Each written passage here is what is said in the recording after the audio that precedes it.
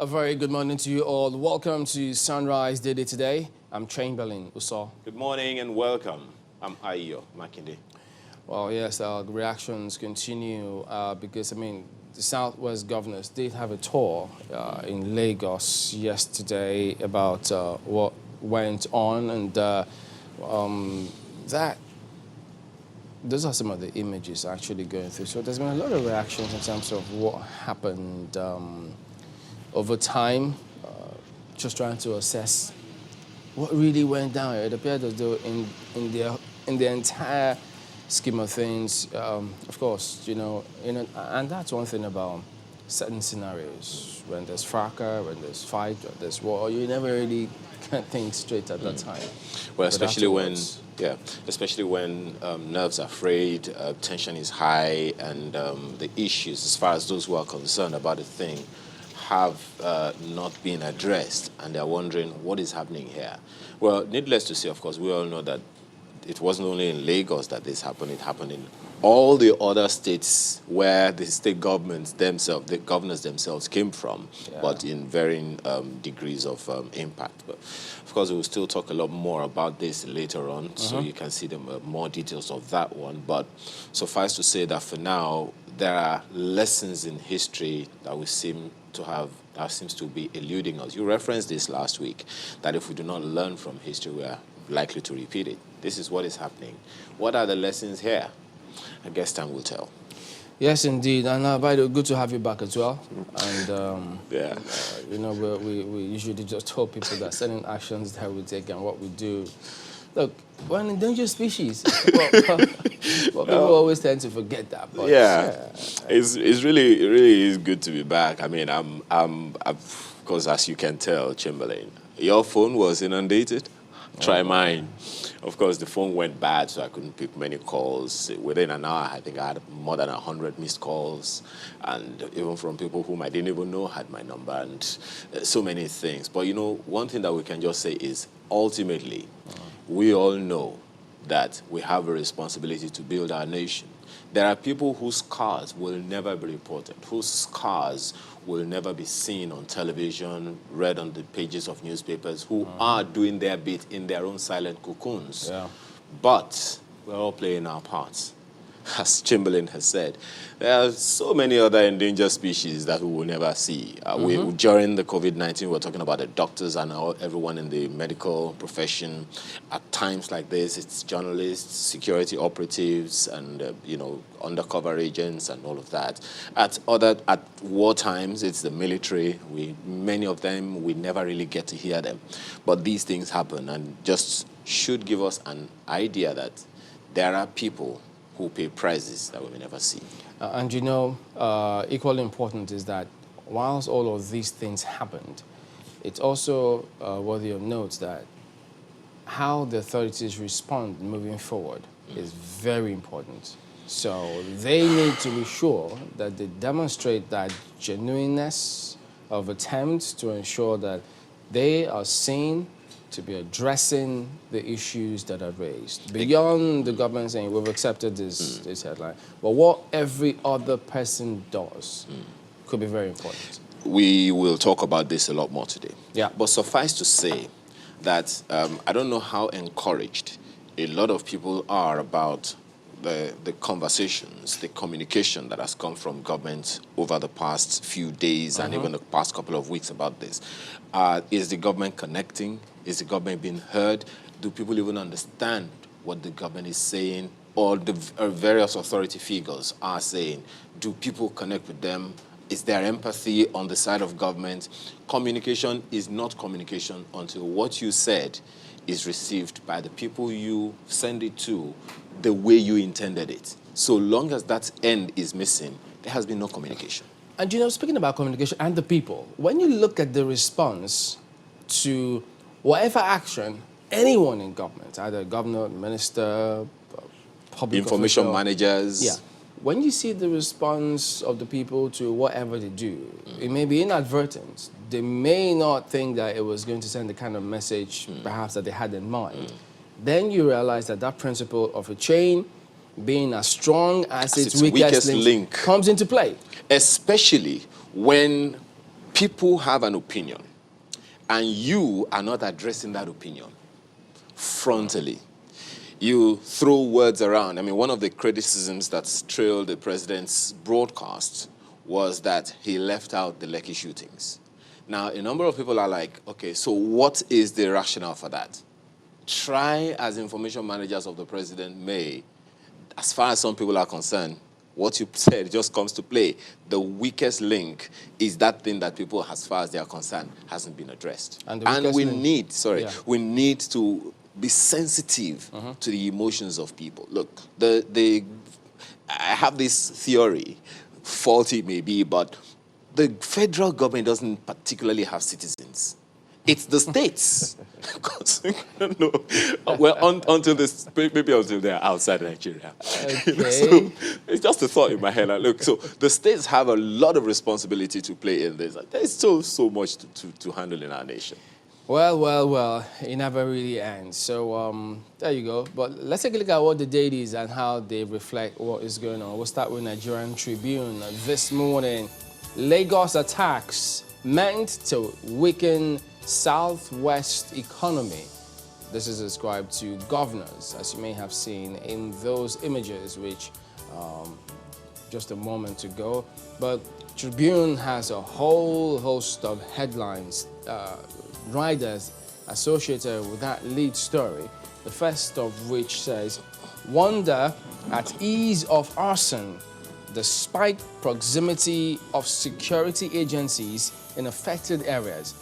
This is a question that lots of people kept asking us, that they saw, because in spite of all the directives from the IGP and the president, they were not there. And they wonder, despite proximity of security agencies. But we must equally also highlight that, look, there were images of attacks on, most people saw the reports if you looked after it.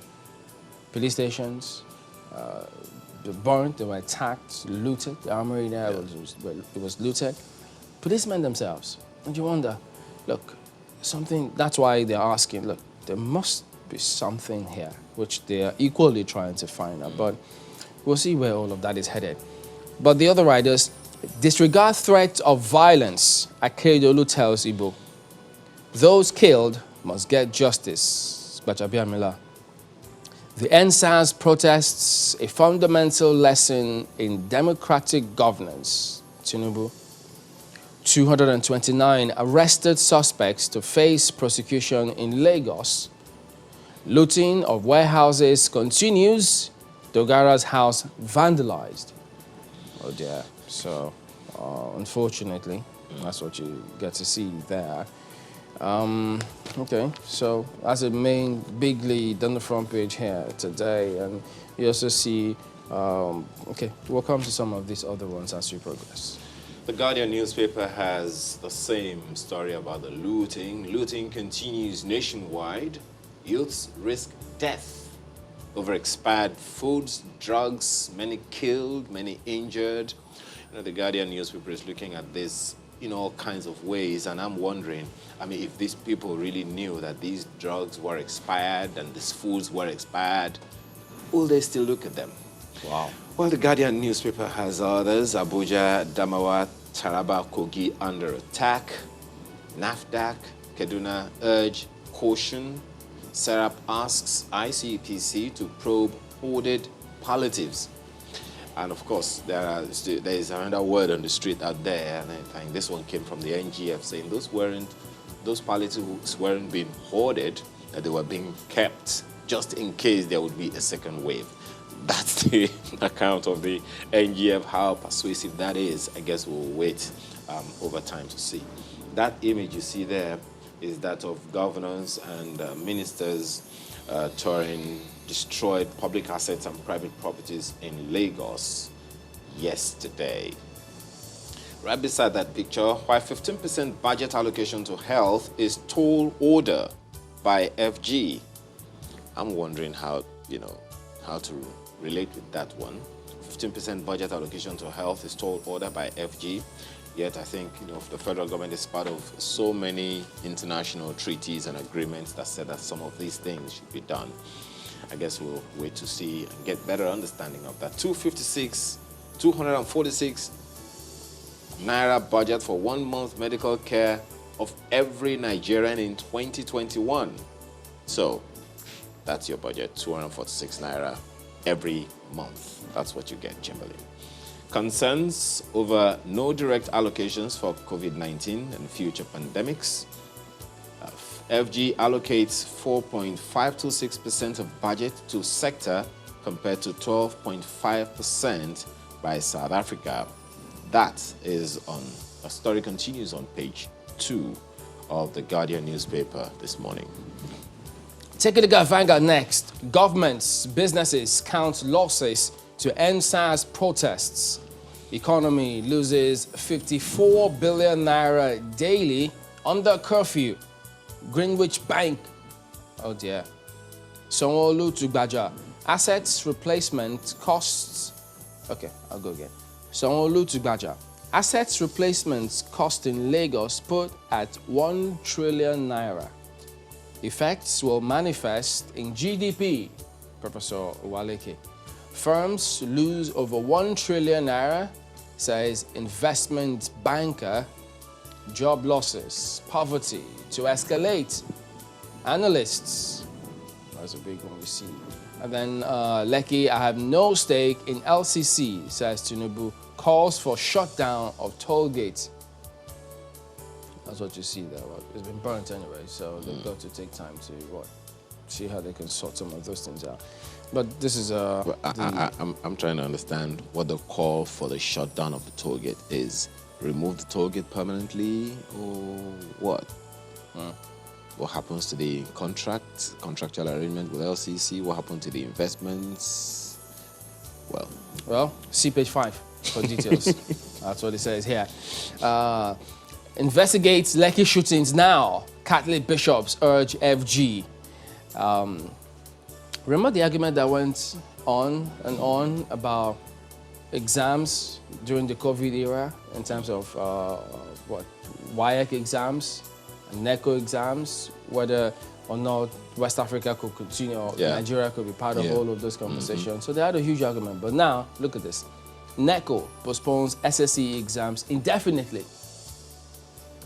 They did not tell him, did they? I think that, started last week when they said it was as a result of the protests. Because people were the vehicles conveying the election materials, examination materials couldn't get to the centers. And besides, curfew in Lagos, the schools are supposed to remain shut. So they were supposed to open, but now they have to remain shut. And I think that's also been replicated in various other parts of the country. In River State, for instance, I think it's just maybe the secondary schools that are open, primary schools are not open yet. And then 20 police stations, outposts raised by hoodlums in Lagos. Wow. This is part of what was equally highlighted. 20. So, wow. Not even 1 or 2 or 3.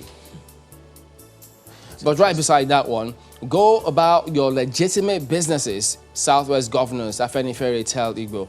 Don't participate in further protests, Southeast governors beg Igbo youths. So, that one you can equally find there. NSAS protest. Buhari orders ministers to meet constituents. Did they need any telling for this kind of things that happen? And a number of politicians. Of course, you mentioned one the other time. There is also the Senator Nduma Egba's house, which video went around, saying that it was also raided.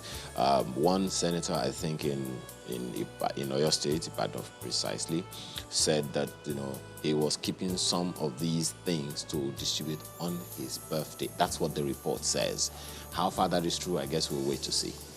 I don't know how all of whatever explanation anybody has can stand in the face of all that has happened. I remember time and again we say this year on year that when planning the importance of data, we say, look, if we don't have the appropriate data, how do you know the amount of people you're planning Don't for? even get me started. When we politicize data for development, don't get me. Look at the sea of heads you saw over the weekend. Don't get me started on data, Chamberlain. Don't get me started on data because come on.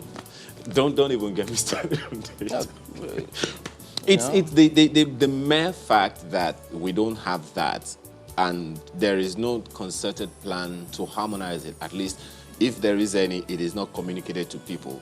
It, in a way, demonstrates to people that there is no plan for development. That's what the suggestion is, because how are you going to plan for a family of 5 if you don't know the number of people in that family? Well, we hope that the lessons part of this is we get things right. If we're not genuine about some of these things for development purposes, above all else, beyond politics, you'll just know. That word, genuine. That's the key. Well, look word. at the back page. Vanguard Sports. Moses dedicates first Sparta goal to end SARS. Yeah, there you go. And then Hamilton protest against police brutality in Nigeria.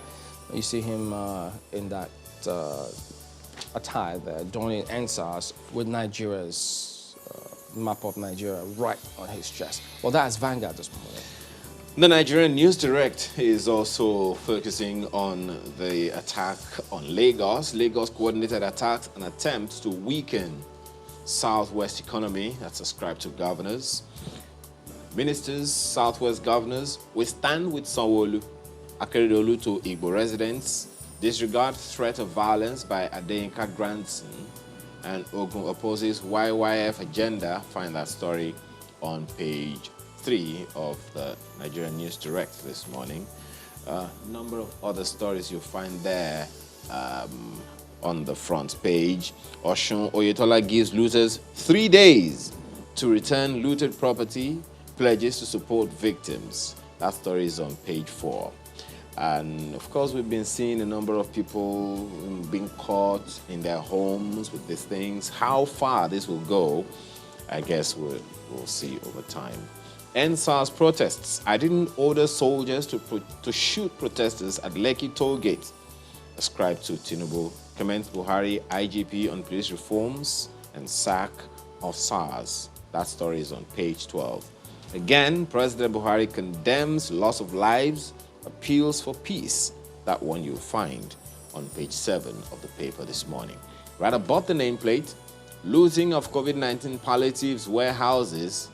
My father is not Nigeria's problem. Ascribed to Zara Buhari. That story you'll find on page 3 of the paper this morning. Well, take a look at the Abuja Inquirer next. NSAS, that's the hashtag there. Tension in FCT over looting clashes. Police yet to make arrests, ascribed to the CP. Warehouses looted in Idu Industrial. Sure warehouses are empty. Residents to FCTA. So what now? They're asking for them to show that. Well, what saddens me about Nigeria, not ascribed to Kuka, so you might want to just take a look at that here this morning. That's Abuja Ankara today. Protests might push Nigeria into recession. That's the way the Daily Times newspaper leads on its front page this morning, and you'll find all of that on the second page of the paper this morning.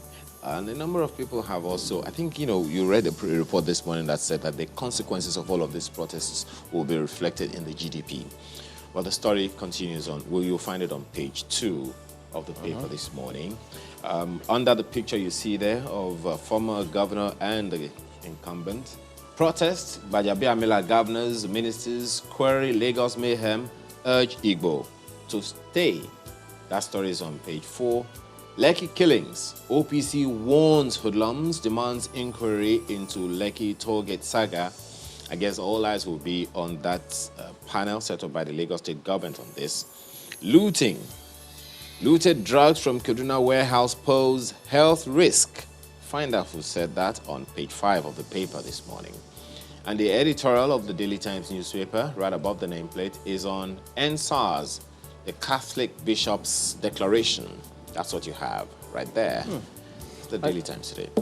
And then that Abuja Inquiry actually had, there was another image there, which was talking about Taraba beginning distribution of Kakovi palliatives after looting. It was right there on the front page of that Inquiry, so I think I just skipped it. So you just ask yourself, wait a minute, after So, but maybe you may need to just read that story to just find out. Get it, because Yeah. that's actually what that allusion is what's on the lips of so many people as well. You know, so people had this all looted up. One of the videos in that, I think it's from Oshun or so, Yeah. was like, what we have there. Okay. If we looted everything, we can't even finish it. Look at Daily Trust next. Palliative distribution. FG never asked governors to wait for approval. Officials. Because there's been a lot of argument about why, what, when, how. So now, let's say FG never asked governors to wait for approval ascribed to officials. Approval for... Well, let's see if the writers can help. They hoarded relief materials. This is a quote now from somewhere. Could it be ascribed to the officials?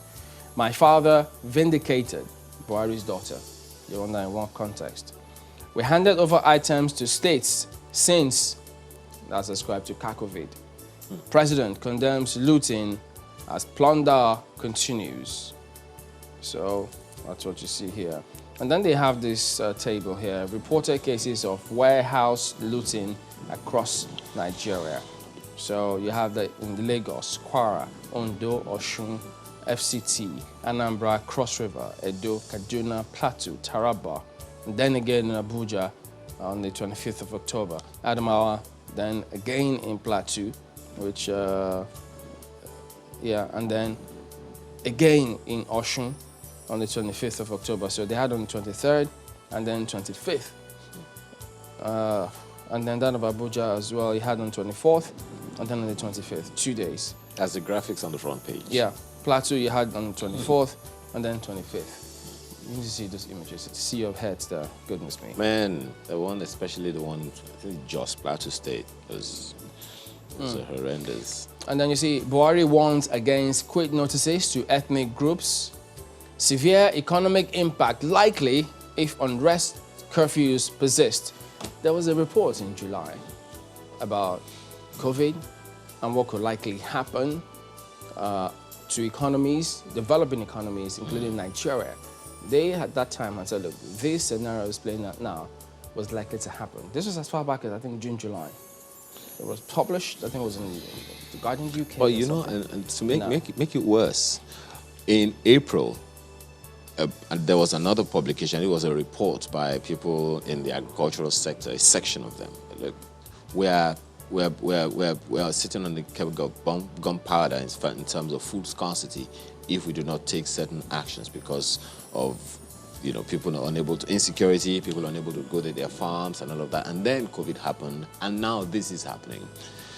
We were already, you know, we were walking on the fringes of a recession, even before all of this. I don't know how this is. But you know, all of these signs, all of these warnings, data, they are consistently being addressed, being put out by almost everybody, even to government, to us, to also, but do we internalize, learn, and use them all? Don't start me up on data. It's all out The there. Leadership newspaper this morning is also talking about FG states count losses as looting of warehouses hits FCT others. That story is on page 2. Governors, ministers assess level of damages. 7 die in Adamawa Taraba warehouse stampede. You know, this is very, very sad. Our assets in Calabar have been vandalized. That's according to the United Nations. Attempted looting foiled in Niger, Bauchi. 109 suspects arrested in Plateau. PMB condemns massive looting of public-private properties, urges families, wives to turn back husbands, children with looted items. Oh, really? It's now evident my dad is not Nigeria's problem. Whoa. Zara Buhari. That's the reference to the same story you talked about the other time. Even though the buck stops at his table. Well, I guess it's something that maybe needs to be communicated again, that communication. That's the Leadership newspaper this morning. You know, let me just add, sometimes I wonder, we have secret police. Yep. What's that role? I thought all of these things, they're supposed to see what is likely going to happen and notify the relevant bodies who are in turn expected to action or take action But Well, you hear the DSS say that we give these reports. I mean, you've heard Amakri say it a number of times. What is done with that? I guess that's another thing. well, that's it with some of the dailies here. We're back in a moment. Stay with us.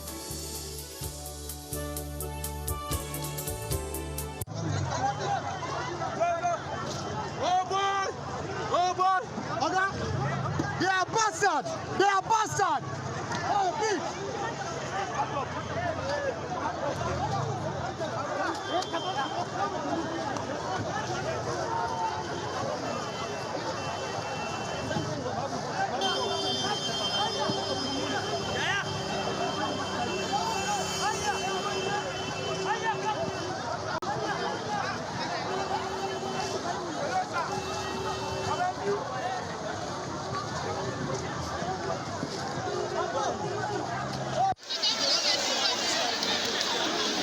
This stampede is not caused by an incident that people are running away from. Far from it. It is a free-for-all, and hundreds have come from far and near to this warehouse in Osun State, southwest Nigeria, to help themselves. The foodstuff being carted away was stored by CACOVID, a private sector initiative supporting the fight to mitigate the effects of the coronavirus. But to these people, at a time when they are feeling the crunch of the lockdown, first from COVID-19, then the End SARS protests, Christmas has come early, bearing gifts. Still in the southwest, some looters in Ekiti State invaded the federal government silos and the Agric Development Program warehouse in Ekiti, the state capital, looting bagged items and other materials. 60 feet.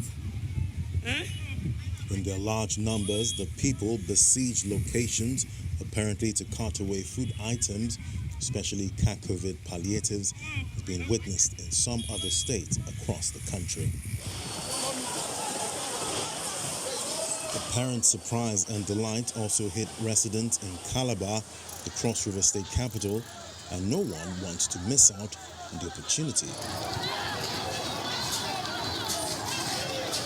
Same excitement is experienced in Kwara State North Central, where another CACOVID warehouse stored in a cargo terminal at the state airport has seen hundreds flooding in and out with their loot. Meanwhile, the warehouse storing emergency COVID-19 palliatives suffered the same fate in Bukuru, just south local government area of Plateau State.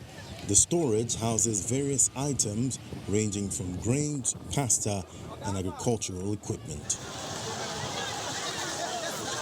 The expectation of people is that the food materials donated by the CACOVID drive would have been distributed, but this discovery leaves many wondering why all this foodstuff was not directed to those in need of it. And perhaps more interestingly, who are those responsible to explain this?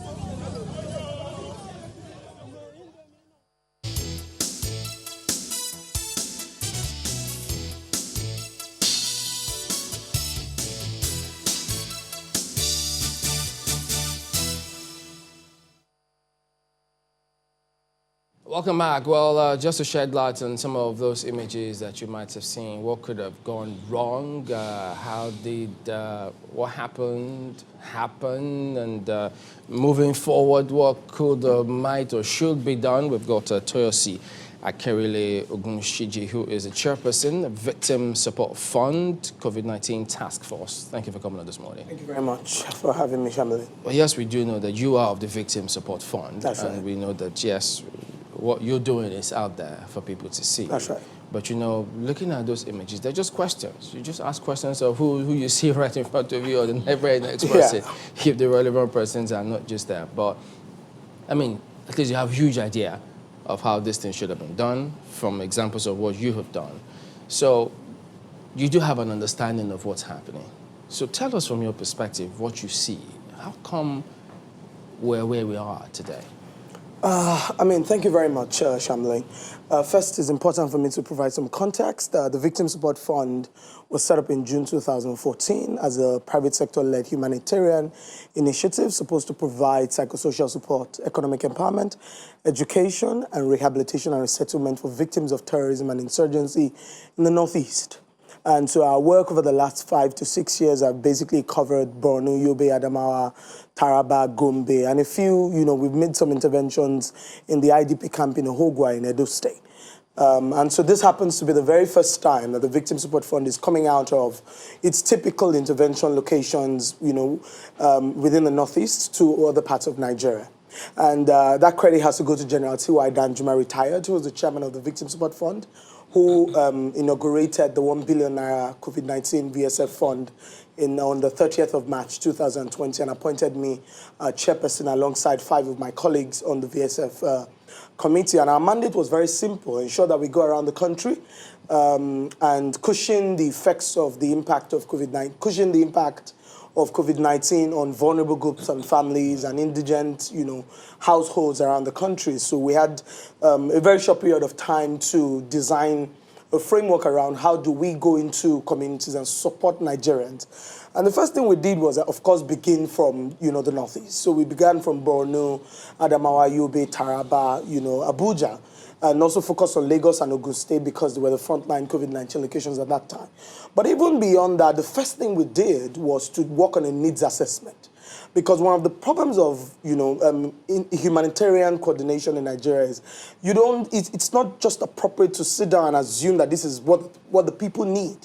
It's important to engage stakeholders, design a needs assessment framework so that your solution is tailor-made to the needs of the people. Otherwise, you cannot guarantee the judicious management and allocation of resources. So how do you get that done? I mean, it's easy from your primary location. Very, very good. But like I said, the VSF has been working. I think that aside from the United Nations and a few other international organizations, if you just take a drive from Maiduguri into Bama, JTT, Monguno, Magumeri, Goza, any part of the Northeast. Those are Borno locations I mentioned. Or you go into Buniyadi or anywhere in Yobe, or you go into Michika, Madagali, in Adamawa. I think Victim Support Fund is the most visible organization. You'd see kids on the streets carrying our VSF school bags. You'd see schools that we rebuilt, schools that we furnished, hospitals we built, teaching hospitals we supported to provide prenatal, postnatal care for pregnant women in the middle of the Boko Haram insurgencies. And so we had existing data, and we had partners that we'd been working with across those locations. In locations like Lagos and Ogun, or Edo, or Enugu, or Ebonyi, or Ekiti, where we'd never worked. We leveraged on our networks to be able to find local NGO partners and community-based organizations. So the resources were split into 2. 50% goes to the government, 50% goes to NGOs, with whom we even signed compliance agreements and state specific timelines to be able to protect, our own, to manage the reputational risk that comes with allocation of resources without reporting constantly to the public what that money is used for. So at the end of the day, our needs assessment showed that food was the primary need of Nigerians at the time, followed by PPEs like surgical face masks. And then we needed to support healthcare centers as well. So we donated latex gloves, surgical face masks, safety boots, we bought hand sanitizers. We also invested a lot in watch facilities, hygiene and sanitation to disinfect public surfaces within those locations. Yeah, you talked about collaborating with some NGOs. Absolutely. I'm just trying to fix my head. Trying to compare in Lagos, for example. Just one moment, just to compare what you are doing as VSF and what may have gone wrong from the images that are in public space about COVID donations and all of that. You also made some donations from what you just said. You also made some donations to the state governments as well. You have ways of verifying compliance with NGOs. Is there any such a plan with the state government as well? Now, it was a cross-cutting, monitoring and evaluation system we put in place. Okay. So we have a very solid data-driven monitoring and evaluation team at the VSF. Because one of the things that you don't want to do when you are coordinating humanitarian support, especially to indigent households, in a country with a huge trust deficit between people in positions of authority and the led, and and the citizens, if you like, it was important to ensure that transparency, accountability, and probity from the beginning of the budgeting, the purchasing, and the handover to the states. Let me give an example. In Lagos State, for example, we had 2 different warehouses. One was Lagos State government assigned to us to hand over all the items, split into 2. Their medical warehouse was separate with the warehouse where we put all the food items. But we also had our own VSF warehouse where we could control the items we're going to package and give to our NGOs. And then we mandated one of our NGO partners as a monitoring and evaluation organization to supervise the donations of Lagos State. Not because we didn't trust them, but we cannot, what we don't evaluate, we cannot control. And what we cannot control, we cannot report. And what we cannot report, we cannot confirm to the public. So what we did was, apart from handing over the food, we had an idea of who did they want to give. The quantities were announced, the number of households we were targeting with the rice, the beans, the gari, the vegetable oil, and all of that. It was received by the Commissioner of Information of Agriculture, along with the Permanent Secretary of Ministry of Agriculture. Okay. And we also set timelines about how we wanted.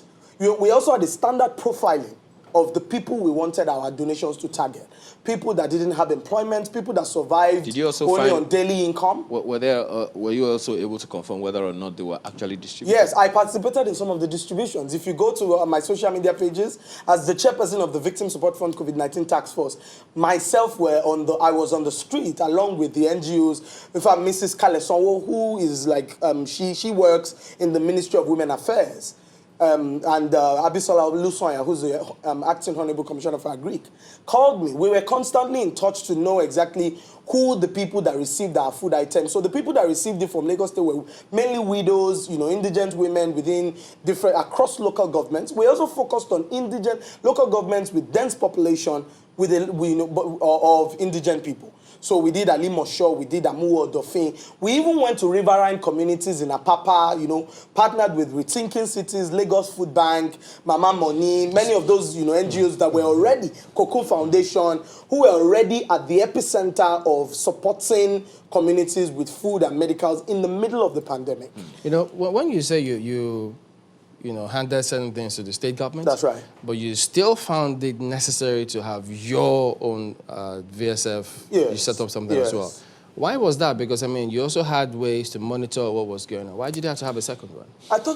We thought it was important because, number one, the state is the legitimate institution in any location that you go in this country. So in the middle of a pandemic, you are going into a state to make donations. You cannot but engage the state. We understand that Nigerians have legitimate concerns about not trusting government, but government still remains the statutory authority. So you can't go into a state and just go and make donations without engaging the instrument of state, as it were. But it was our responsibility to ensure that whatever it is we gave the government was not just kept in warehouses, was not just donated and handed over to people, but were handed over to the profile of the type of people we wanted it to reach. We wanted it to get into the hands of the people within a period of time. Because we also know that these are perishable goods that can go bad, and it will be a reputational risk for the VSF if people open bags of food and they were already spoiled or they were expired or whatever. And our food bags were also carefully branded, so you could clearly decipher the discrepancies between us and any other, organization, private or public, that was making donations. So there was no warehouse of yours that was looted? And you can quote me on national television that at the moment, we don't have any palliatives in any warehouse in this country. I'm the chairperson, and I've spoken to my colleagues. We've called. I can confidently say that between April and June, all our palliatives were donated. Even if the only things that were left as of July were hand sanitizers and a few things in some of the southeast states. But then we also made sure that they were donated to the hospitals, the medical centers, and to healthcare workers. Jane, since you participated in doing some of the distributions, that's right. Can you gauge what the level of need is? The scale and the scope of need in this country only requires a very systematic and procedural approach to eliminating poverty. I still constantly say that there is no country or society that will provide education and jobs and skills empowerment for the bulk of its population. And those people will choose begging on the streets or choose terrorism as their viable alternative. We had a 1 billion naira fund that covered 7 states in phase 1, and we had 832,743,412 naira for phase 2.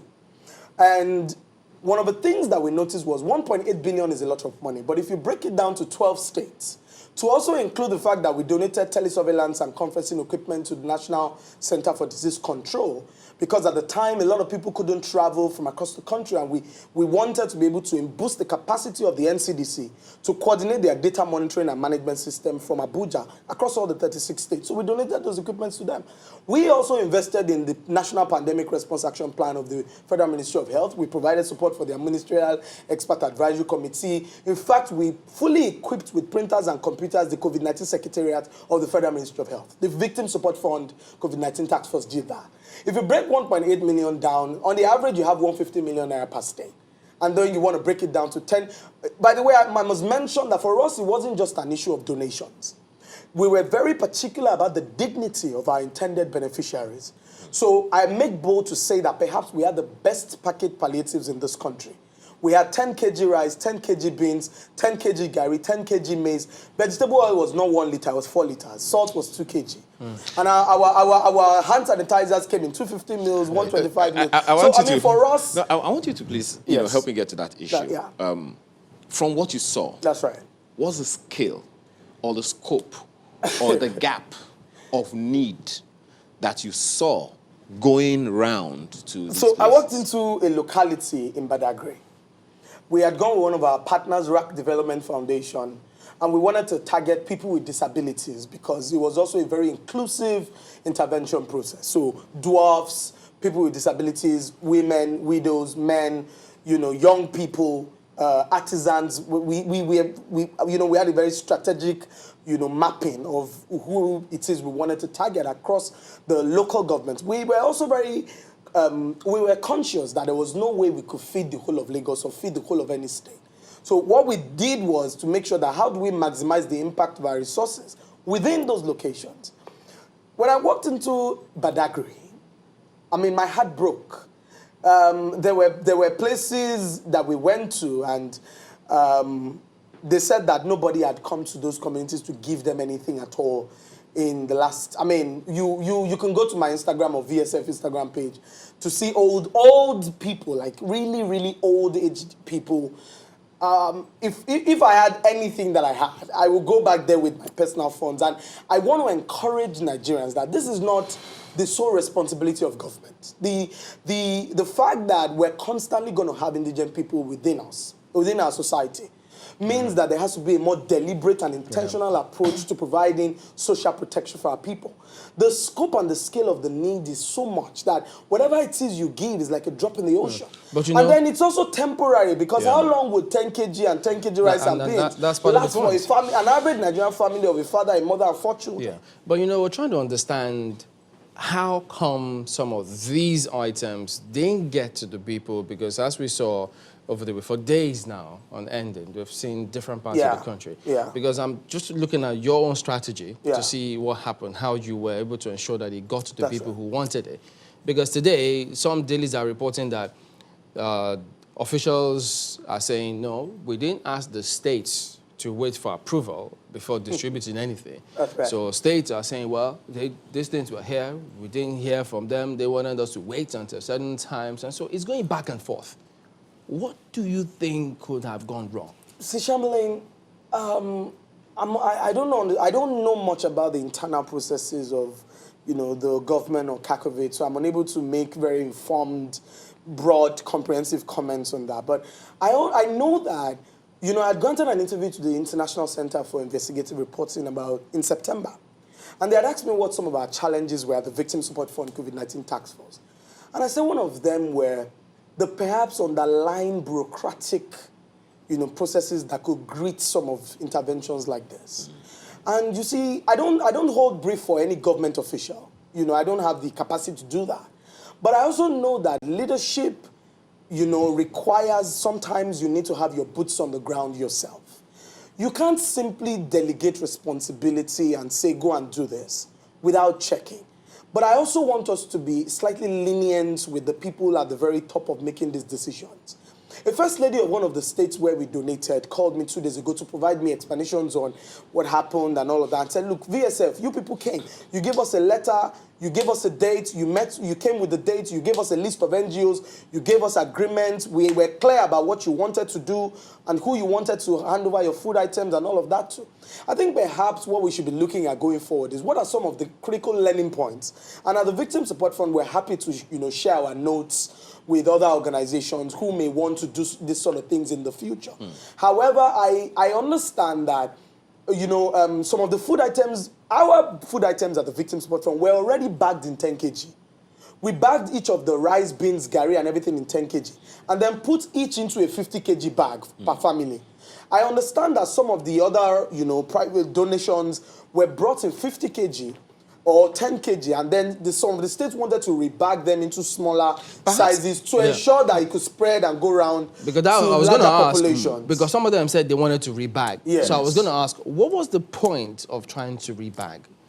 Because, if you give 50 kg food item to, we gave 10 kg, for example. So 50 kg means you've given the food of supposedly 5 families to one family. So why didn't they get it right from the first instance? Well, again, that's why I said I'm unable to make broad comments on that, but we're happy to share our notes at the Victim Support Fund about what could have been done better. But I don't want to make a sweeping generalization that the reason why the COVID-19 palliatives were seen in the warehouse was because state government officials wanted to steal it, or Kakovid was irresponsible. I don't think so. No. Could it be because, Kakovid is a product of circumstance? Could it be because your organization already had a system in place, but Kakovid was just, something that happened and they needed Well, it's possible, but if you also look at the profile of the people who lead Kakovid, they're extremely, knowledgeable, accomplished Nigerians in their own different rights. So you can't really call their competence to question because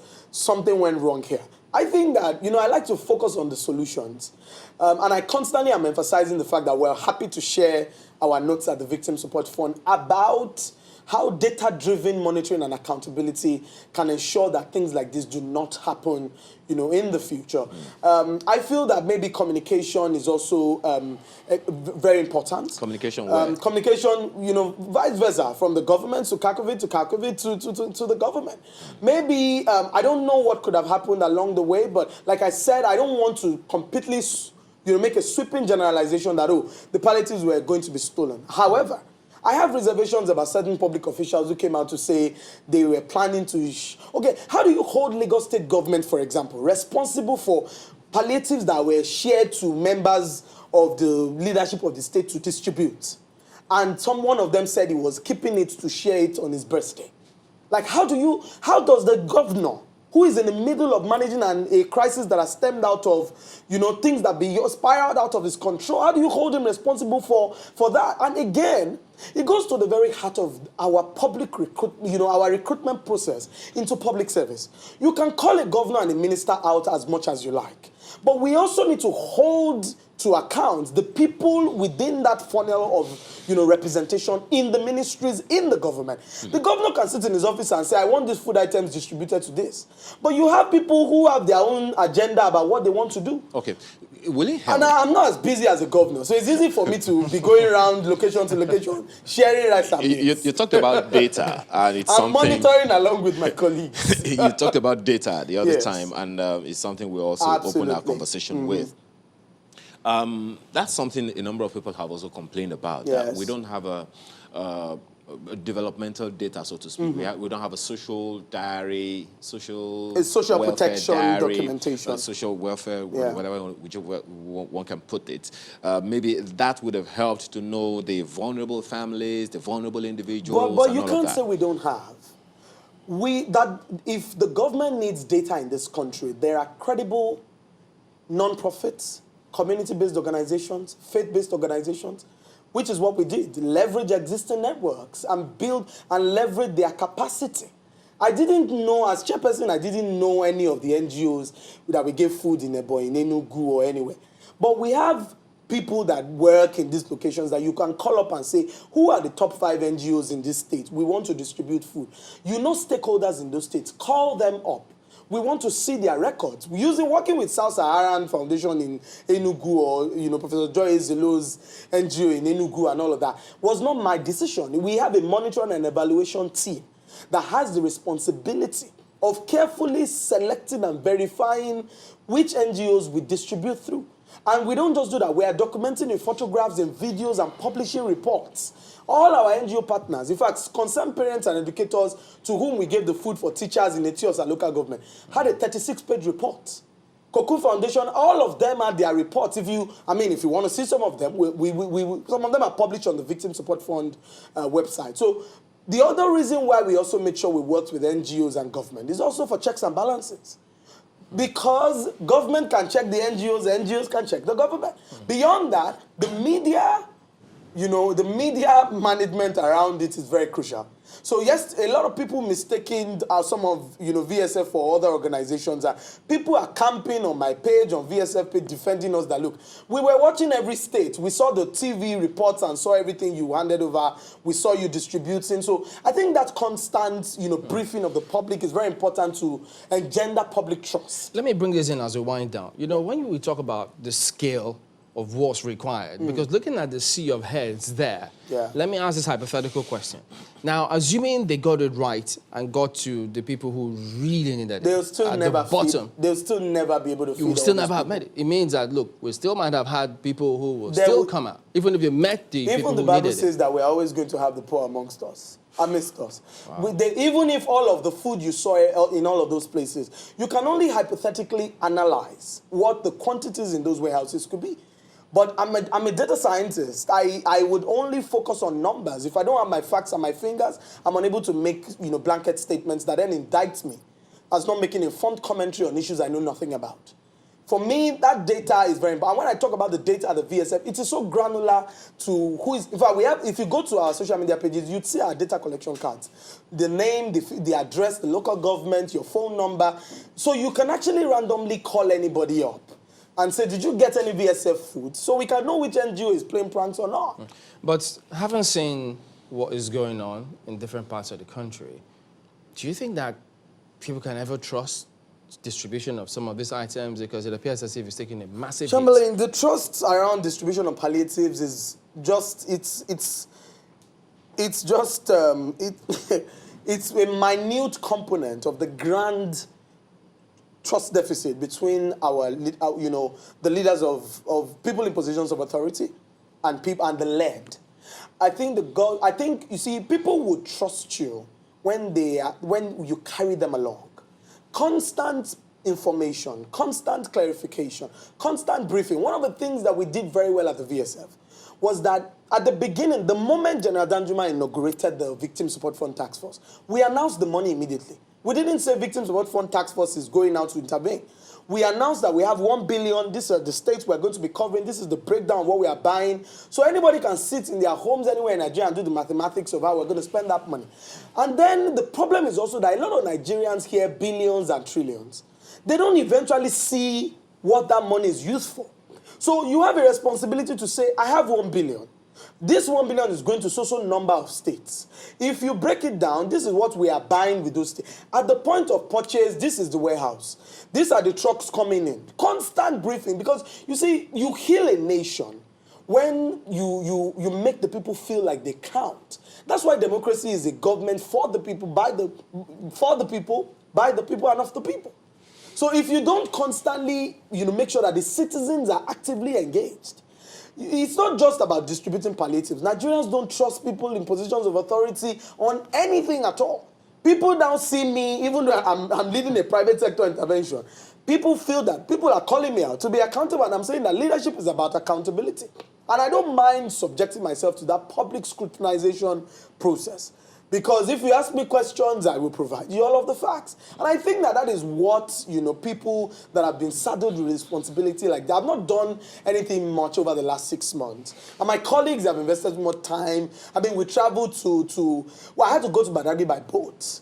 So when people see that, you yourself are participating actively in that process, it somewhat gives them some form of confidence that, you are not just, you've not just kept the money somewhere. They can see what the money is actually being used for. Communication is very key. In all of this, as you've highlighted, which we always talk about here time and again, how they need to keep talking to the people, but sometimes they think that we seem to be making a mountain out of a molehill, but there you have it now. But we do thank you for coming on. Thank you very much, Toyosi Akerele Ogunshiji is the chairperson, Victim Support Fund COVID-19 Task Force. We will be back in a moment. Don't go away.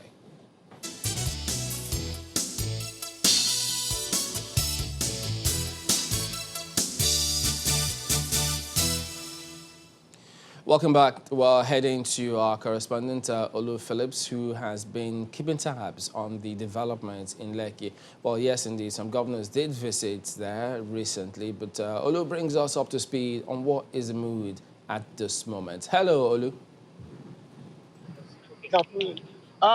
Chamberlain, good morning. It's the first work day of the week, and it's a bit nostalgia standing right here at what you can describe as Nigeria's version of the Azusa Street. A bit to my left, you can see vehicles, first set of vehicles approaching, and with some kind of skepticism we can see on their faces. Earlier, I spoke to some of them, and they were like, they're not sure. There's still this palpable fear or palpable thinking around or caution around driving around this area. Somewhere to my right, we still have security officers keeping vigil and keeping watch of this environment. Remember, this was the grounds where all of those proclamations were made, all of those demands were made.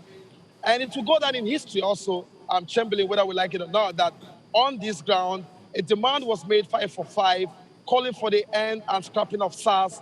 The federal government listened, and that unit of the police department was scrapped and replaced, and all of the things that the federal government has tried to put in place as a result of that campaign here. Lagos state government also, like every other, and some other state government, have also set up judicial panel of inquiry. All of that is derived from the activity that happened here. While there must still be controversies as regards the outcome of the shootings and all of that, was there a shooting? Were there army soldiers here who shot and all of that? The truth again is that the Lekki Toll Plaza will go down in history as a place where young people sat out day in, day out for more than 10, 12 days, chanting, singing the national anthem and singing solidarity songs, from which the whole world heard them, and all of that now is history. All right, then, Olu Phillips, we thank you for your reporting, but we'll also keep tabs and get more updates as we progress. But we did talk about some governors visiting, having a tour about what went down in that area and other parts of the area. Let's take a look at some of what transpired while they visited.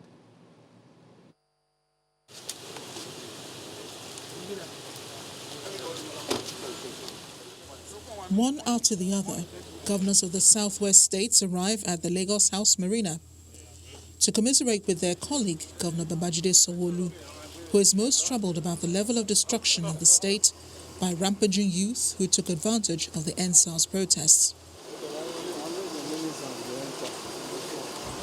The governors were not alone, as some ministers from the southwest region are also here for the same reason.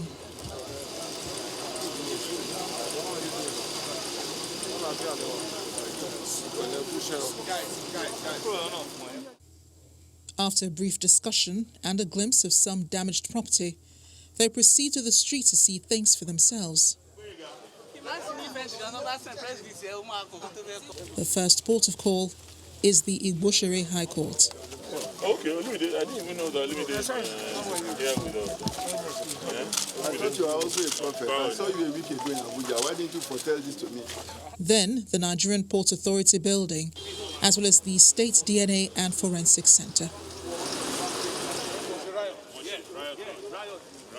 And finally, at the Lekki Toll Plaza, where Mr. Babatunde Fashola believes he has found evidence that will be useful in investigating the Lekki shooting.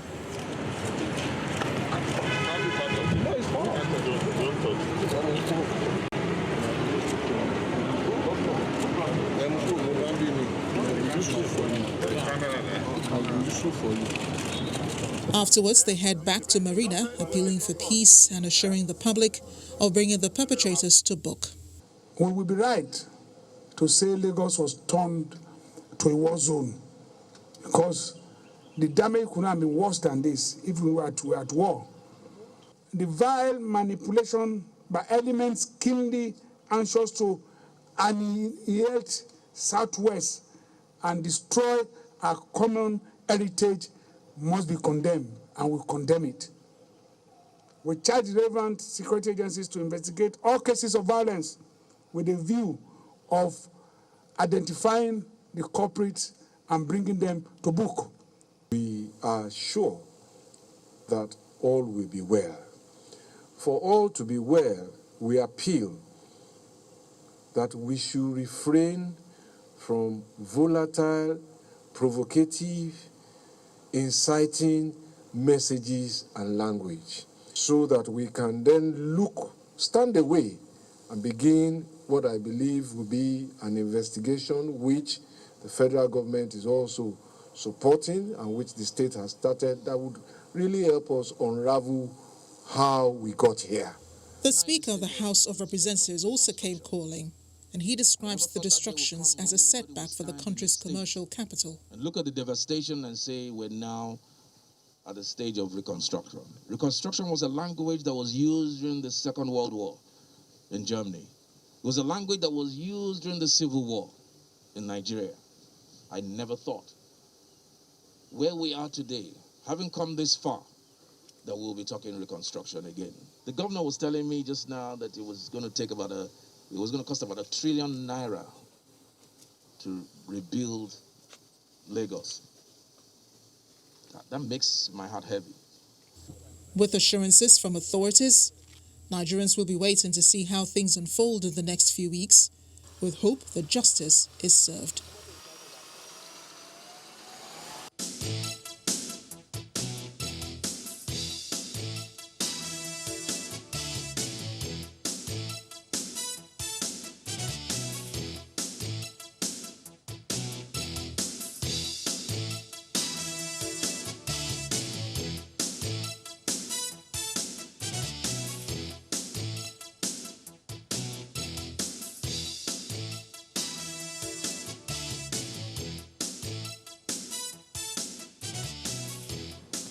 Well, with those things that you have seen, you definitely are wondering what is there to talk about that hasn't been said already. But then Dr. Tunde Bakari, as you have seen that opening slide, joins us now to share some of his perspectives on this and a number of other issues. He's the serving overseer, Citadel Global Community Church.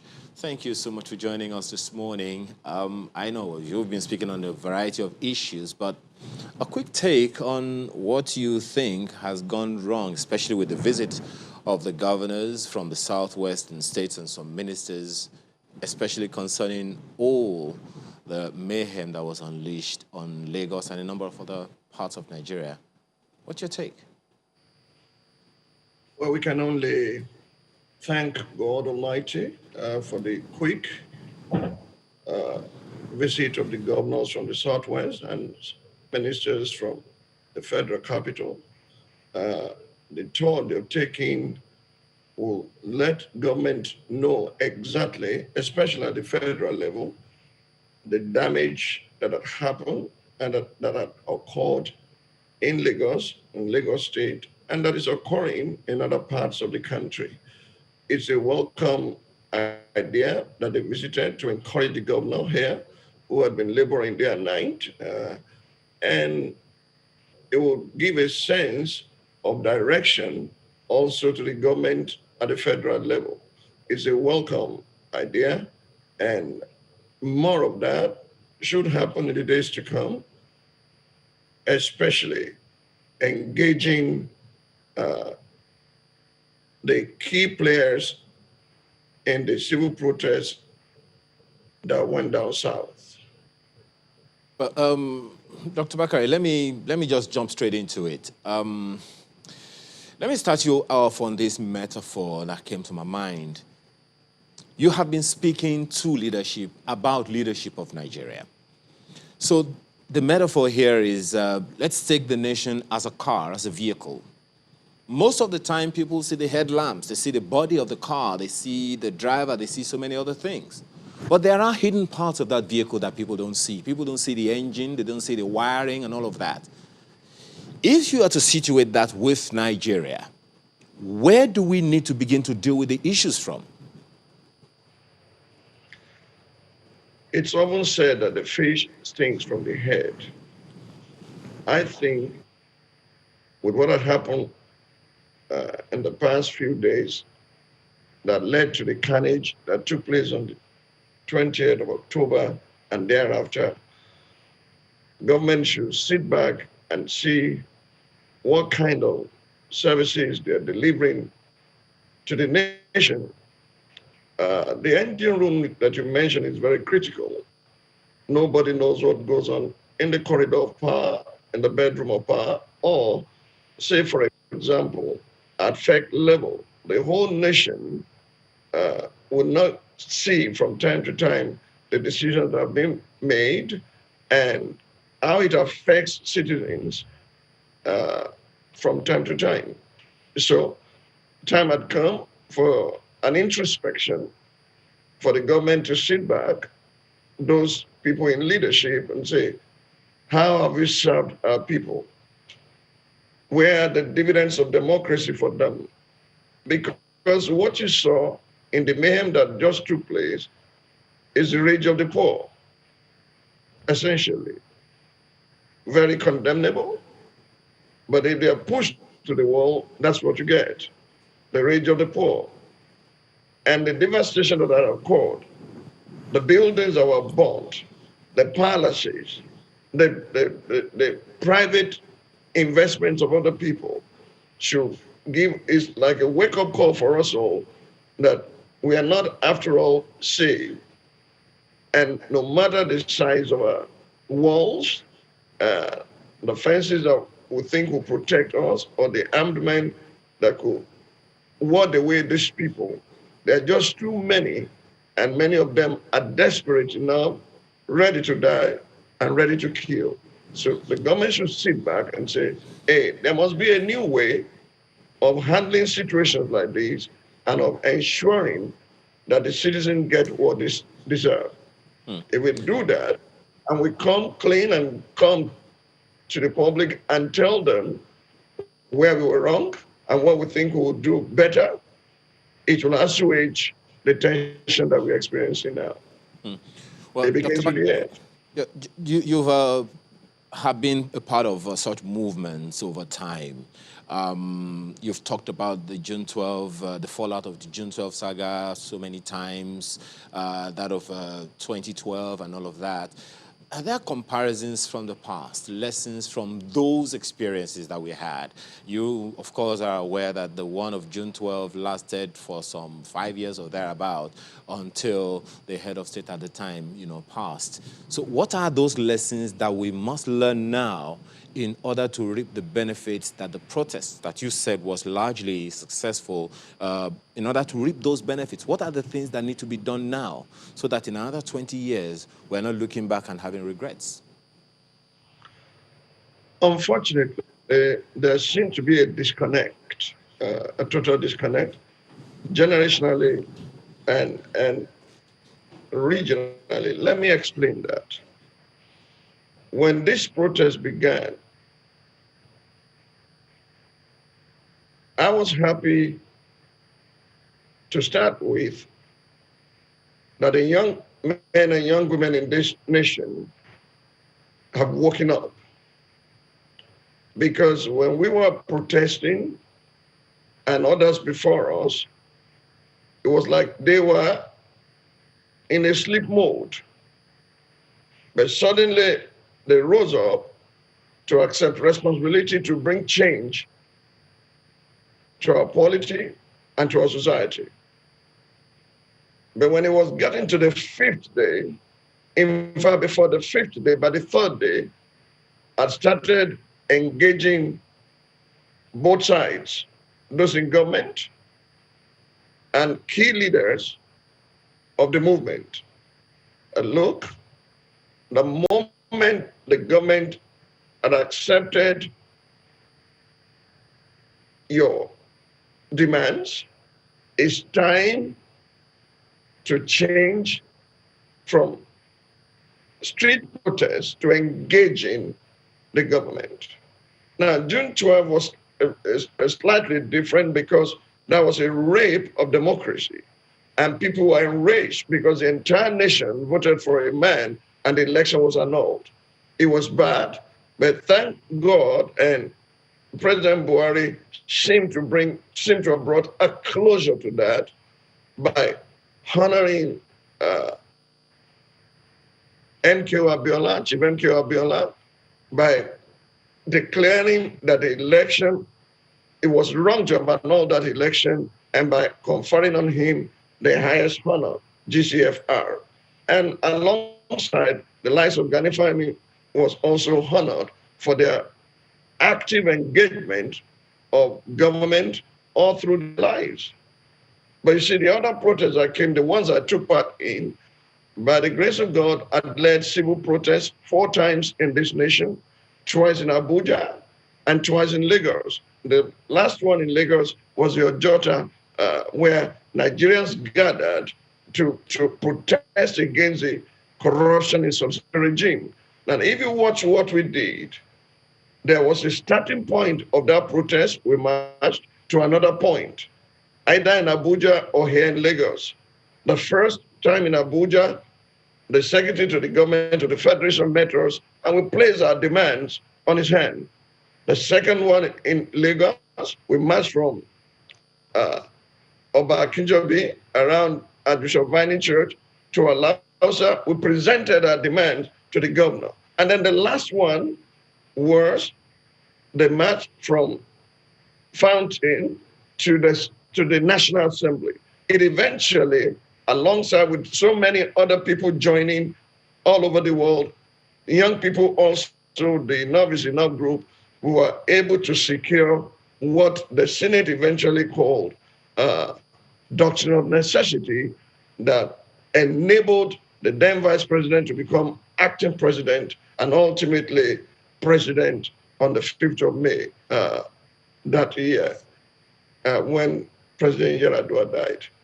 Every time we changed strategy. Now, the young men were protesting, it was their civil rights, but the moment they located themselves in a major road artery, we knew that there was going to be trouble and our government would not fold its hands. So we began to call on both sides to find a way of relocating themselves before trouble will hit. But, well, I do not want to apportion blames. They stayed longer, and by so doing, they were infringing on the rights and fundamental rights of other citizens, and government had to do something. It is condemnable that they were shot at. Even if they just shot into the air, there will be pandemonium. We must find other ways of engaging citizens so that such Black Tuesday will never occur in our land anymore. An actor quits the stage when the ovation is loudest.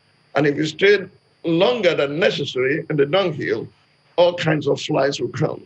Both sides will have lessons to learn. Government to exercise extreme restraint. And we had assurances from government that there will be no military intervention at all in this protest. But what went wrong, we'll leave that to Judicial Commission of Inquiry, already set up by Lagos State government and other state governments. And I'm so glad that by yesterday, the presidency had also responded. The president said he pledged justice for the dead protesters and the policemen that died in that action. Let us wait and see that. But there are ways to conduct yourself, even in a civil protest, without infringing the law. And honestly, my heart yearned and cried and wished that the moment the curfew was imposed by Lagos State government, that was the time to say, let's back off right now, we'll gather again. It's regrettable, it's condemnable what happened, but both sides had lessons to learn. Where to do these things, how to do them, and how to exercise restraint in the face of provocation. So, given the way the authorities have responded, the action or inaction of security agencies and government, would it be a good idea for leaders amongst the protesters to come forward and then begin talking to government or engaging different groups? You know, the first flaw that I noticed when the protest began, and we are trying to reach out to those we considered uh, key leaders among them, the moment I began to hear we have no leaders to engage anyone. In the past, this now they will take leaders aside, and before you know it, they will settle them. Therefore, we are all leaders. I knew, and I said to some of them, this is class suicide. My understanding of the Bible, from Judges chapter 19 to 21, the Bible says there was a time in Israel when there was no king in Israel, and every man did what pleased him. The end product of that was a tribe was missing at the end of the day. They lost, they were destroyed in the world, and they had to now be looking for young women, for few men that were left, so that a tribe would not be missing in Israel. I said, don't commit class suicide by saying we have no leader. You must know how to translate your protest into progress by letting your leaders engage government. We engage government at all, almost at all levels, whether at the state level in Lagos or the federal level, and we're able to push some policy change as a result of that engagement without corrupting ourselves and without touching the filthy lucre. Not once did we take money from any government, whether at the state level or federal level, but we kept on pushing and we got results. And part of that was part of my address yesterday. So now this leaderless class must know that, as they will say in Yoruba land, Iluki Iwala Ilolori, Egbeki Iwala Ilolori, there must be those influencers amongst them who they can trust enough. It's lack of trust, who they can trust enough that they will not misrepresent their interest or the interest or the reason for which they were protesting to start with. If they had focus and they had goals, it's time to present it. And if the government does not yield, then more protests will come, but in a very, very, in a better way, packaged in a better way than what we saw these past few days. There is so much to talk about, but just give us a few minutes to take some messages. We'll be right back.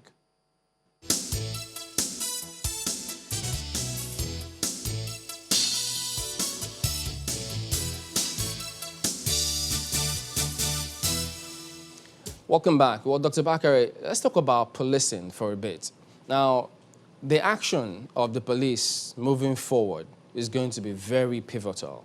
Now, people expect a change, but the police is peopled by the same personnel. Can people get the change they expect as quick as they want it? Yes, we know you suggested the entry qualification, OND, but how soon and how quick? Because when they hit the streets, their action or inaction could generate further response, which who knows how it will turn out.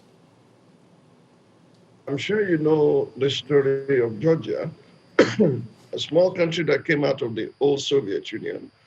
What the leader did then was to disband the entire police force, and crime rates dropped. It was a shock to the whole world. If you have ever read the story, or you can Google it, it was a shock, because as soon as they were disbanded, crime rate dropped and a new crop of people were brought in. Now, that may not fit our situation.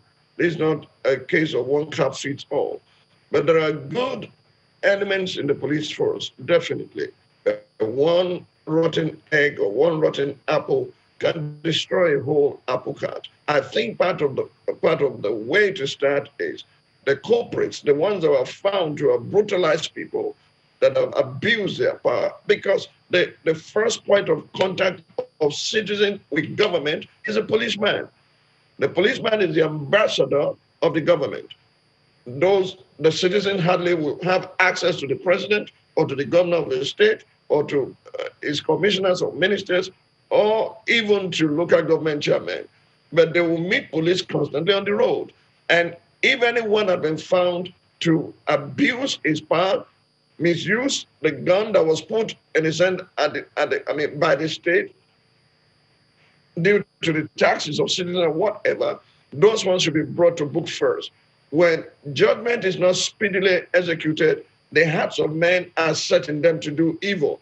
When those ones are dealt with and they see that law, there's enforcement of law even within the police force, other policemen will learn their lessons and they will know how to behave gently with citizens. And that's number one. Entry point of the new intakes and training will be very pivotal to the future of police reform in our country.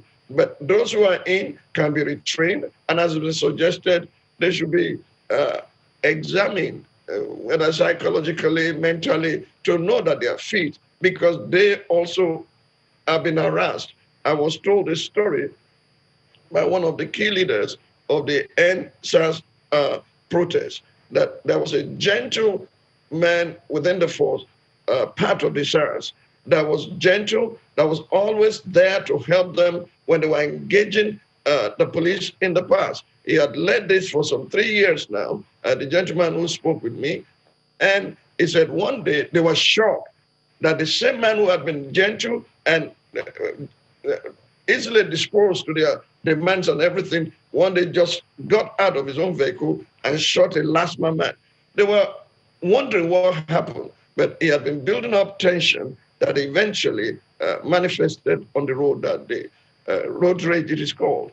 We need to combine so many things together to reform the police. One, quickly, and not in an extrajudicial manner that they have done, with the Judicial Commission of Inquiry. Let it be open, let it be transparent, bring the culprits who had abused their power or power given to them by the state, bring them to book, let them pay for it. And not only that, we still are waiting patiently to know who ordered the military to go into Lekki, and then to find out who are the officers responsible for shooting. If we don't look into that, I don't think you can bring a closure to this matter. Police reform is critical, and I'm not saying the government does not have a right to quell riot, but the way and manner it happened, it needs to be visited so that where apologies are needed to be tendered by the government or by the military or by the police force, that should be done speedily in order to assuage the tension we have in our land. Well, Dr. Bakare, perhaps that we have a long way to go there, and I'll tell you why. The perception of people on the streets in different parts of Nigeria about security agencies altogether, I think there is a lot of work to do there. For instance, back in time when the Civil War ended, people ascribed some regard, some respect, some privileges to security operatives, the police, the soldiers. They allowed them right of way. They gave them some privileges. And it would seem that over the years, especially in recent times, those privileges that people gave to them, they have begun to see as their rights. Consequently, they get on queues, they don't queue, they just want to rummage through and all of that.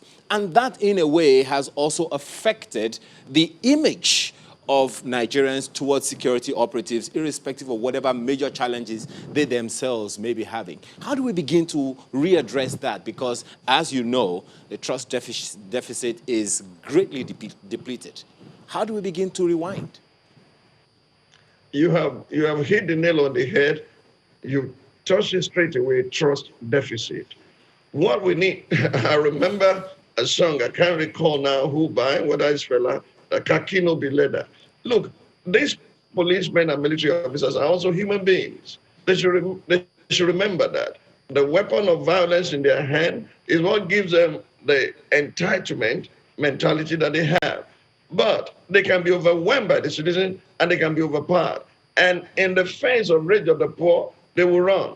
Many of them were advised not to wear their uniform in the past few days. They've been going to places, even security men coming out in mufti. If we remember that we are rendering service to the people and that we are there to protect the welfare and the security of the people, if that is inculcated into them right now on, and in leadership within the force, the whole of armed forces, when they begin to inculcate that into them, hey, guys, we are servants of the people. We are here to maintain security. We are here for their welfare, that the purpose of government is the welfare and security of the people. If we begin to ram that into their mind, I don't want to say their brain so that it doesn't sound offensive, then they will change. And honestly, I believe a lot has to do with leadership within the armed forces. The model is what their subordinates or those who are under them do. Ecclesiastes chapter 5 says, when you see oppression and injustice in a city, high officials are set over high officials, and higher officials are set over them. If those who are brutalizing people are now taking results of their crime, of their wickedness to their superiors, if those on the road are always harassing citizens, taking money from them, and then delivering deposit, bringing back returns to those who send them, then we are not out of the woods yet. That ought to stop, which means we have to pay our policemen well. I understand that some of them buy their uniforms, some of them buy their boots. Where is that done? It's both sides that we have to look into. The harassment that this natural, who could be natural fathers at home, natural husbands at home, once they wear the uniform and everything changes, we need to look into what is producing that psychologically and otherwise. We need to take both sides, check both sides very well, because they are human beings. The gun in their hands is what gives them that little superiority or entitlement mentality. But in a state of chaos, like we witnessed, even they too, we wrong. Well, Dr. Bakare, there's a school of thought that believes that the system is built on a flawed foundation, which is injustice. In fact, some think that all of this that we see playing out, they're just symptoms, not even hitting the nail on the head. In fact, some of them subscribe to this, which we would like you to listen to and give us your impression. I dare to tell this nation today that this is the problem. This constitution can never give us progress. This constitution can never give us peace. What do you think? Well, what the distinguished senator said is spot on. Unfortunately, in a polity or political climate here, governance has not been a continuum. That's why Miriam Babangida can start Better Life for Rural Women, and Miriam Abacha will come and turn it to Better Women for Rural Life. And everything is upside down. We want to discredit the government before us instead of making it a continuum. One of the best things that would have happened to this nation was the constitutional review or reform that took place under Chief Olusegun Obasanjo. But the third-term agenda killed it, and we threw water and the baby out. And then President Jonathan called one of perhaps the best conference I'd witnessed and participated in this centenary conference, the 2014 National Conference. And many of the things that were agreed upon unanimously without a vote should have laid the foundation for our future. But rather than utilizing it, we threw it aside. And then this government mandated the Aerofile Committee to look into these issues of injustice, of over-concentration of power at the center, that when that happens, a government cannot be sensitive or responsive to citizens because you have locked everything, and one day a constitution that does not bend, we have to break. Because law is meant for people and not the other way around. We know that the law is good if a man uses it lawfully. That's what the Bible says. When God took Israel out of Egypt for 40 years, he kept them in the wilderness, giving them law. Law is the foundation of any progressive society. If there's no rule of law and there's rule of man, we can never have peace. I agree totally with what he said. A constitution that will say we the people. At what stage did the people gather to do that? That was an imposed constitution written by one man, imposed by the influence of one military man over the entire nation. We need to re-examine these things because we are right is might, society will have peace. But wherever might is right, there will be continuous chaos in such society. I agree with the senator completely, and I've not changed my mind until rule of law is a foundation for what we do, until we have respect for judicial pronouncement, until there's no more judicial harakiri, we cannot have peace. When justice can be bought by those who have the means to do it, there cannot be peace in our society. And that's why leadership, those in government should look in the mirror. Even with this judicial commission of inquiry that they're setting up, they should look in the mirror and see what they are contributing to the mess in our nation at all levels of government, be it the executive, the legislative, or the judicial arm of our government. Dr. Tudibakari, I'm sure this is a conversation that's just starting, which will continue, but we definitely thank you for this time, hoping that we'll be able to reach you again for further conversation on Nigeria. Serving Overseer, Citadel Global Community Church. Thank you so much for your time this morning, Dr. Tudibakari. Thank you for having me. God bless you, and God bless Channels TV. Amen to that. Oh, yeah. We'll be back in a moment for the... Well, let's just go straight ahead. Okay, well... Mr. Michael Joffer is he's there waiting. He's a former director with the SSS. Good morning, and thank you for joining us today. Well, definitely, the nation is at crossroads. Everyone just watching to see how the relevant authorities will respond moving forward. But we do know that the IGP had issued several reports and directives to the police officers, different cadres of police in terms of what to do. But there's still questions as to have they been back? Understandably, they took a major hit, even though it was supposed to be in support of also improving remuneration from the police. But give us your first broad assessment of how those directives are playing out. Well, thank you, Chamberlain. There have been a series of directives from the IGP. Like you said, SARS has been banned or prescribed. That's the first request of the youths.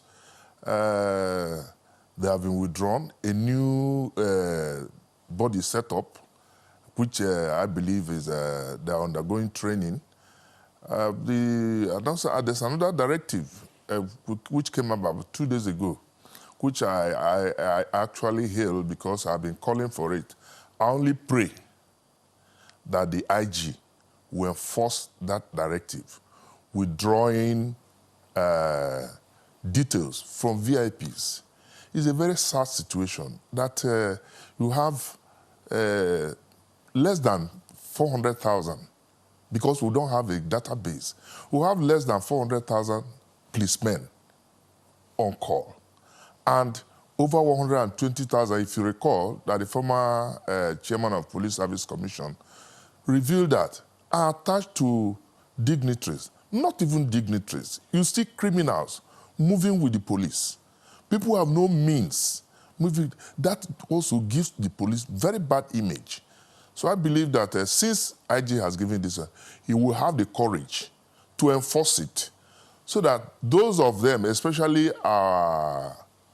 politicians who go about with hordes of policemen, will take our security seriously. They don't seem to take our security seriously in terms of funding, in terms of because they are protected. I recall when the IG, this is not the first time. You see, and that's what brought us to where we are. You give a directive only for it to be revisited instead of enforcement of such directives. Just a minute, I'm trying to understand your perspective. To have the courage. So are you saying that... To enforce this. Who do you say don't give attention to funding and the welfare of police because they are protected? Is it the VIPs or the government? The government, including the legislature, the executive, they don't care about funding of not only the police, but the security agencies. Okay. The high walls cannot save them. They are running around now. The politicians are running around. All right, I tell you that Nigerian politicians... In fact, let me go there so that you could just add that to your subsequent response. How does that weigh compared to some of what also sticks out as a challenge that needs to be addressed within the police. The thing is, look at the way the police, people get into the police. Well, most times if it's not through recommendation or people, the same politicians who just have to push you in there. So, and those equally fundamental to the problem of the police, because lots of people tend to see us and them kind of policing. They see the police protecting the political class as opposed to the people, and not even standing on the side of the law. Yeah. You see, the recruitment process in the police is faulty. We have a problem now between the Police Service Commission and the Inspector General of Police. Who should recruit? This is our constitutional issues laid down on who should recruit. But they are at court. As a result, these people cannot even recruit the 10,000 policemen directed by government. Even at that, you see a situation where people will now go, you are a legislator, you are given 10 slots to go and bring people who are not qualified to join the police. And when these people do, at the end of the training, they are posted back to them as details. Whereas the security challenges are suffering, most people are not looking into the security challenges. So I endorse completely, and I want to support the IG and urge him to ensure, that's the most important thing, to ensure that this directive is enforced. Because I'll tell you, Nigerian politicians are not just wicked, corrupt, and selfish, but they are just overtly wicked, and they don't seem to care about the people. That's the problem, the challenge we are facing, and policing in Nigeria is a difficult. Again, with all what is going on now, I think we should also try and see how the police will be helped. We are talking of banning of SARS, banning of this, then you are now brutalizing the police. Yeah, just one moment, Mr. Mr. Which one are we going to face now? The challenges of not having the police? Yeah.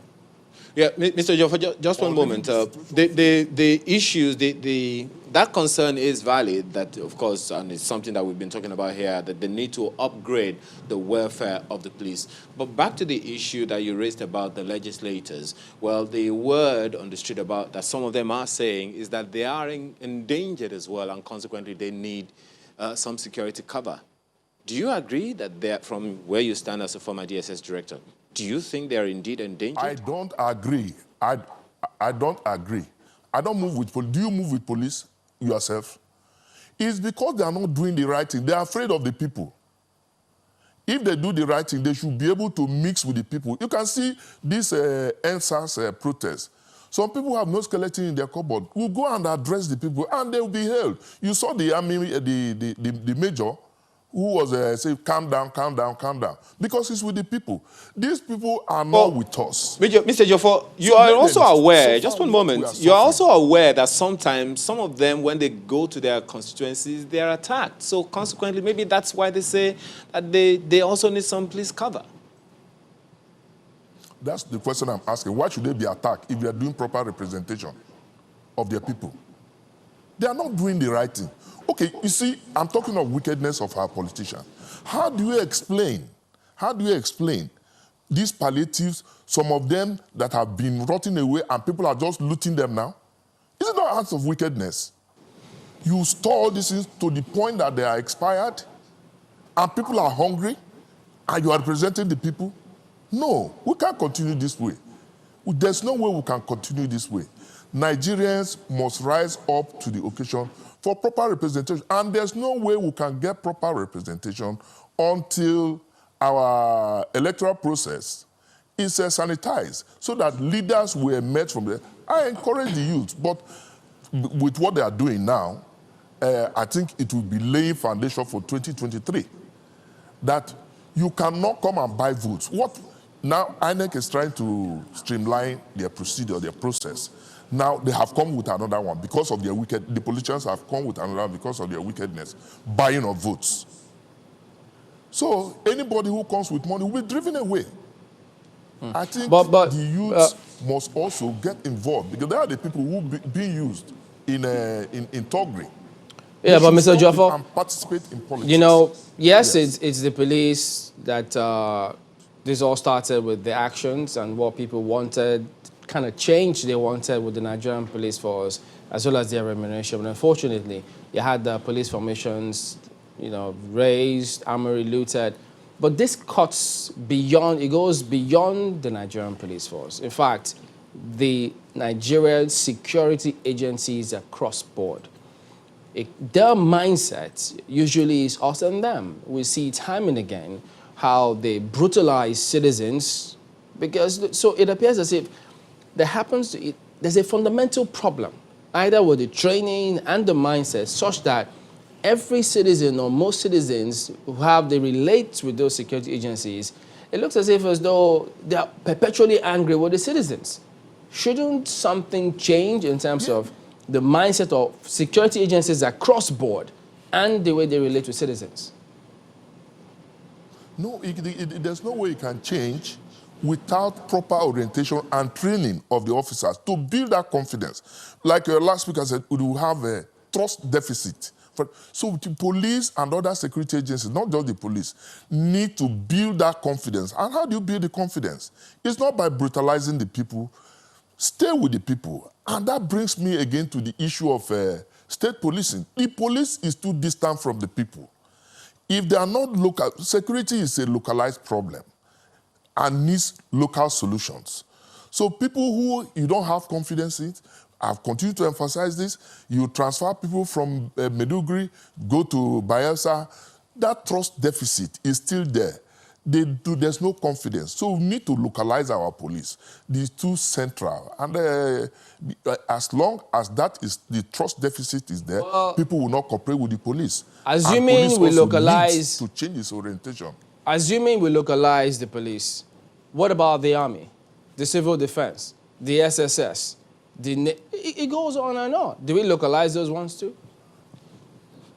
Police is the primary organ in terms of maintenance of law and order, internal security. Well, for the intelligence services, yes, you can localize it. I don't see the business of army in civil authority, in civil issues. Civil defense, but we yes, see them every day. They should be localized. We see them in action every time and again. Because the police is ill-equipped to tackle the challenges on ground. So because of that, you get the military involved. Now, the police is even afraid. So where are we now? Police is even afraid to come out now. Some of them not wearing uniform to come out. They are scared. And these are the people who are to maintain law and order. So our appeal that we sit back and re-examine our issues and like the youths, sit down and give government opportunity to look into your grievances, which are genuine and germane. We just can't continue this way. We can't continue this way. All right. All right then, Mr. Jofo, we appreciate your time this morning, but given opportunity is not in perpetuity. It's not an indefinite opportunity. There has to be timelines and deliverables to ensure these things are delivered as and when due. But thank you for coming on this morning. Thank you.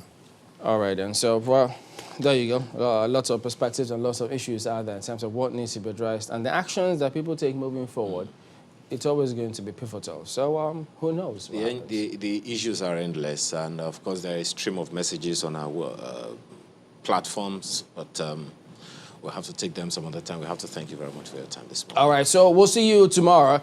I'm Chamberlain Uso. And I'm Ayo Makine. Have a great day.